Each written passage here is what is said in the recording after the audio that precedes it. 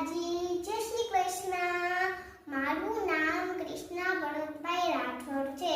હું ધોરણ 1 શ્રી માધાપર પ્રાથમિક કન્યા શાળામાં અભ્યાસ કરું છું. આજે હું તમારી માટે ધોરણ 1 માં બાળગીત લાવી છું. ઈ બાળગીતનું નામ છે ચાલો ને રમીએ. તો બધા સાંભળવા આવી જાઓ. ચાલો ચાલો ને રમીએ હોડી હોડી.